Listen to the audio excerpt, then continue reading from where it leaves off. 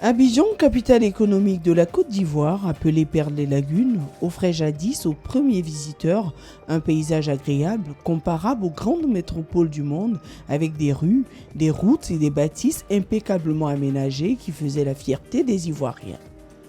Depuis les années 2000, la situation sociopolitique trouble qu'a connue la Côte d'Ivoire, avec son corollaire de déplacement massif des populations, a eu des répercussions sur l'environnement de la capitale économique.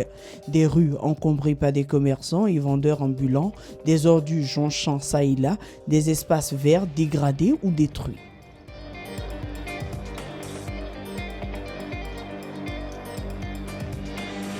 Les efforts consentis par les collectivités territoriales et les pouvoirs publics pour remédier à cette situation restent insuffisants.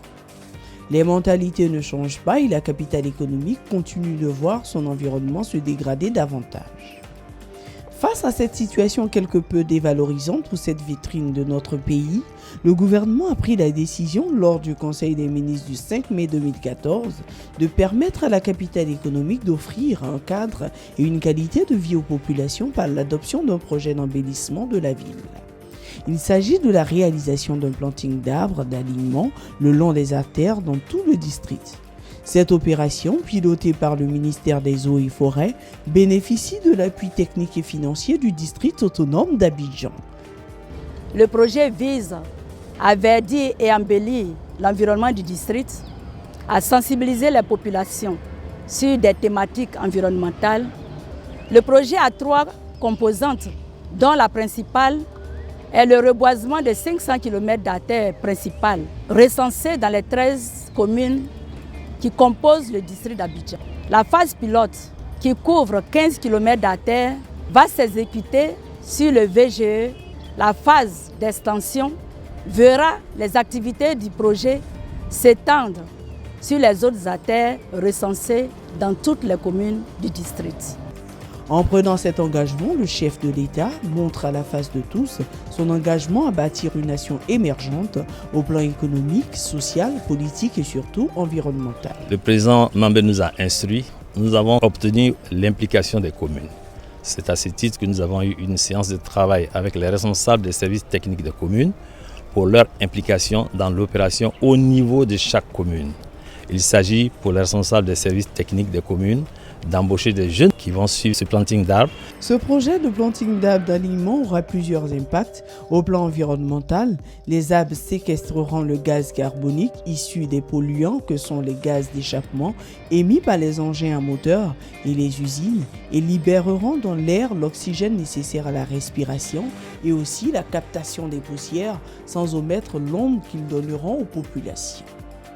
Un important volet éducatif qui consistera à éveiller les consciences et à promouvoir les comportements éco-citoyens sera mis en œuvre à cette occasion. Au plan social, ce projet qui prend en compte les 13 communes du district permettra également d'occuper sainement la jeunesse en lui offrant des opportunités d'emploi directes et indirectes. Les plantes utilisées dans le cadre de ce projet sont d'origine locale et exotique. Pour la mise en œuvre du projet, nous avons sélectionné 15 essences. Il s'agit d'arbres à fleurs ou à fruits dont les diamètres peuvent atteindre 50 cm.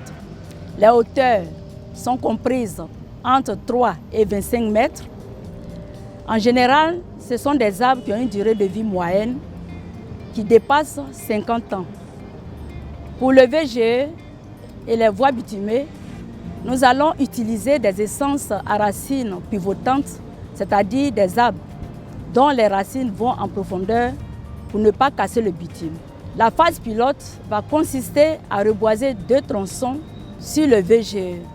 Le premier tronçon sera reboisé avec la Gestromia Flos Reginae et le second tronçon sera reboisé avec le Cordia Sebestina. Abidjan, Perle des Lagunes, Abidjan, Ville Lumière, mais avec la réalisation de ce projet d'embellissement, il va falloir désormais adjoindre à ces qualificatifs Abidjan, Ville Verte. Cette opération, pour être réussie, devra nécessairement être accompagnée de la libération des trottoirs.